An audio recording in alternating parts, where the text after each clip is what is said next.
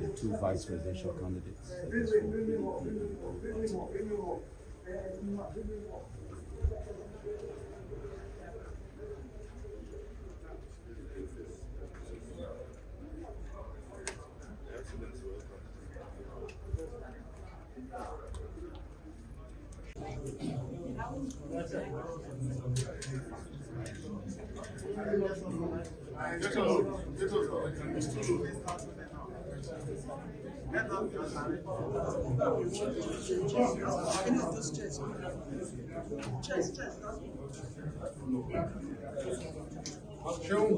Everybody was very excited about the Electoral Act.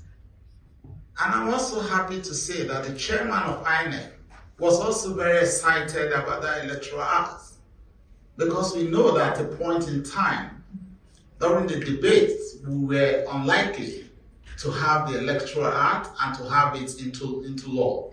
But eventually, the bill was passed and it was assented to. And we thank President Muhammad Buhari for that. And it's very clear, you cannot breach the law. So when you're talking about how do we go, for me, a lot of calls can be made. But truly at this point in time, it's clearly stated in that Electoral Act what must be done, and shall is mandatory. All election results must be transmitted at the polling unit level. And that is the basis, is those results from the over 176,000 units that we can use through the process of collation. So if you have not transmitted those results, it means that you have actually not conducted the election under the very law that we all applauded.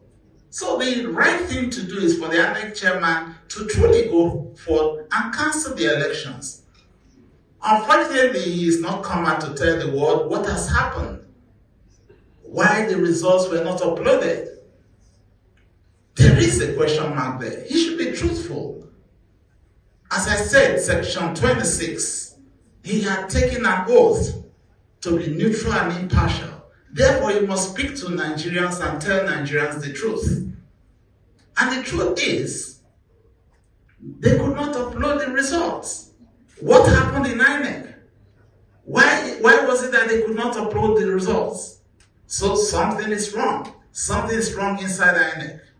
Either they have connived or their system is down. But they must tell us the truth. If the system was down and they knew it was down, they ought to have postponed the elections. Yeah. If the system was not down and they did not allow the upload of the results from the units, it means that they have connived and they are no longer neutral and impartial. So under this condition, there is no moral justification for further collation of the results, because it is so expressly stated in that section, the section 64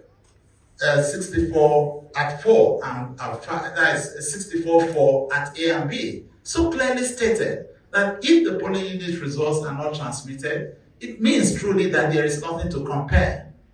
So you cannot raise the hope of Nigerians. And I'm sure that we've seen that video where he spoke to Nigerians, because he was under challenge in November. And he spoke to Nigerians very clearly. And we're aware that he was under pressure at some point in time not to transmit results, and civil society and everybody gave voice to him to enable him stand firm. And now, just on election day, they could not upload results.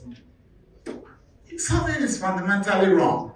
That means from the beginning, they had already planned the process to fail. But unfortunately for them, they have gone against the very act under which we're supposed to go on with the elections. I have said earlier, if the law was forced on him, it's different. He fought for the law along with the civil society organization, for which we are truly very grateful to our civil society members across this nation. They fought for this, and he was with them all through on this. Correct. Why would you go through a fight And we now were all excited. Internationally, the global community was excited that this time we're going to have it right. He traveled overseas, even to Chatham House, to the United States, to speak about a credible election, premised on the law that have been put forth. The same man who fought for the law is going against it. We are speaking out to the Nigerian people. We're speaking to all. They want to speak to the conscience of the INEC chairman. And I hope he hears us. Because dignity is important. No matter how much money you have, no matter what you think you are, until you are a man of integrity, having sworn to an oath, he's just but nothing. Thank you. So I just hope that he will save his name. It's already down, but he still has an opportunity to save that name by doing the right thing. I hereby adopt the submission of my brother, Governor Ifeanyi Okowa, Vice Presidential Candidate of the PDP.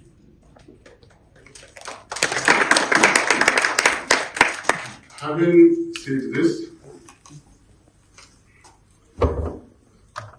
our national chairman have spoken. Before then, our agents had done their bit. They made us proud by holding INEC chairman to a promise that the results will be reviewed, but sadly, after declaration of results. And they also walked out in protest, were in order with their actions. I would like to say that after sometime tomorrow, we should expect another more elaborate press briefing by our respective principals, who are very much in touch with us and on the same page with us regarding this press briefing. Fellow Nigerians, let me draw our attention to some fundamental definitions. Democracy does not merely mean that you have 3 arms of government. That is not democracy. The executive must be truly elected. If the government is not truly, genuinely elected, you do have a constitutional problem. Now, we are witnessing the fact that the next government is going to be built on outright illegality. This illegality has been so eloquently presented by my brother Governor Okowa. The sections have been clearly spelled out. Attention of the whole world has been drawn to this. What INEC has accelerated itself to doing is to put itself in a trance to promote illegality and thereafter call for the courts to resolve the illegality that they have worked on. Nowhere in the world where there is respect for rule of law do people easily and hurriedly tell others and thereafter call for the courts to resolve the illegality that they have worked on. Nowhere in the world where there is respect for rule of law do people easily and hurriedly tell others with impunity, go to court, go and seek redress. The courts are final. They should have that respect. Whoever is in a hurry to tell people to go to court know what they have arranged at the courts. This is unacceptable.